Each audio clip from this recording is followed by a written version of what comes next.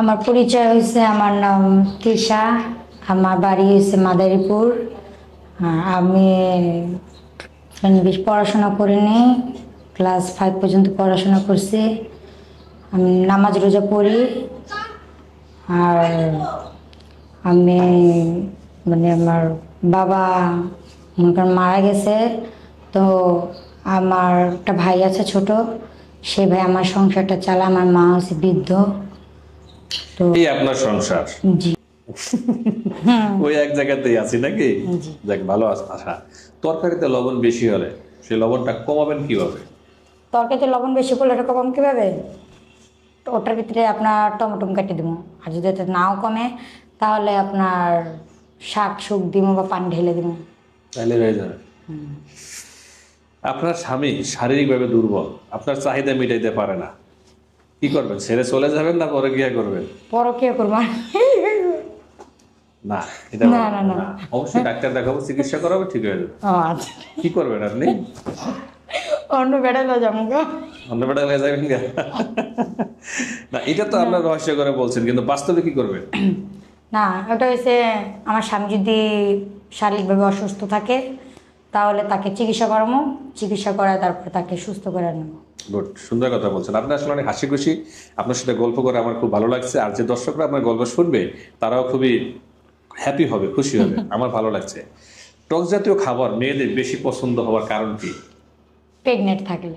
Pregnant থাকলে এই জন্য?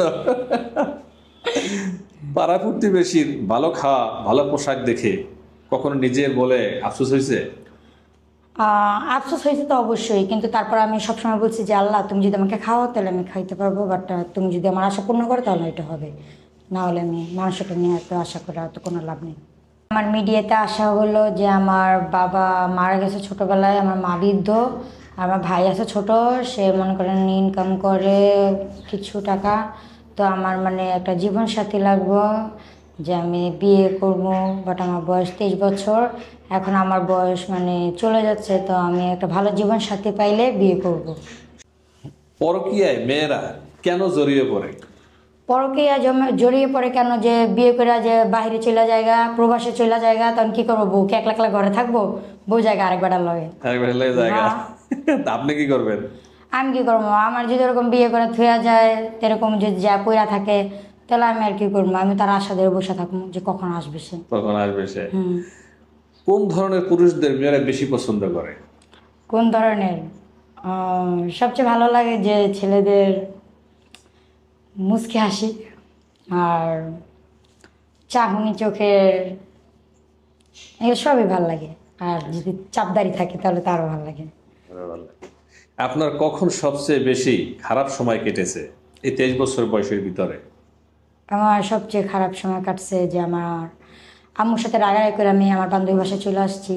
এখন আম্মুর কথা অনেক মনে পড়তেছে, অনেকটাই খারাপ লাগতেছে। আচ্ছা আচ্ছা, যদি স্বামী সুযোগ দেয় আপনাকে কিছু চাইবার, তবে আপনি তার কাছে কি চাইবেন?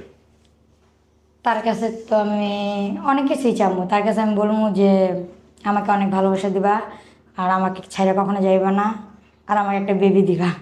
বেবি দিবা?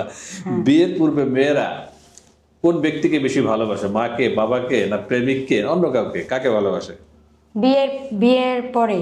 পূর্বে মানে বিয়ের আগে? বিয়ের আগে সবচেয়ে বেশি ভালোবাসছি আমি আমার বাবাকে আর মাকে। বাবাকে আর মাকে। আচ্ছা, 3 জন মানুষ বিপদে পড়ছে, আপনার আত্মীয়, একজন বাবা, একজন মা, একজন আপনার স্বামী। আপনি যে কোনো একজনকে সারভাইভ করতে পারবেন, যা বলি আর কি, বাঁচাইতে পারবেন। 3 জনকে পারবেন না, আপনি কাকে বাঁচাবেন? তখন আমি কাকে বাঁচাবো? তখন আমি আমার জীবন সাথীকে বাঁচাবো। স্বামীকে বাঁচাবেন? হ্যাঁ। কেন? মা বাবা তো বাঁচাবেন না কেন? কেন? বাবা মা তো মনে করে বিয়ে দিলে তারা বলে কি যে মেয়ে পর হয়ে গেছে, তার জন্য। তার জন্য? জি। আপনার যদি সুযোগ দেওয়া হয় কোনো একটা জিনিস চাইবার, তাহলে আপনি কি চাইবেন? কোনো একটা সুযোগ দেওয়া হয় যদি চাইবার, তাহলে আমি কি চাবো? তাহলে আমি আর কি চাবো? যে ভালো একটা মনের মানুষ, যে আমাকে বুঝবো, যে আমাকে। আপু, আপনার সাথে যোগাযোগ কিভাবে করবে? ভাইয়া আপনাদের কাছে আসছি, আপনাদের সাথে সে যদি আমাকে বিয়ে করে তাহলে আপনাদের সাথে যোগাযোগ করবে, আমি তার মাধ্যমেই জানবো।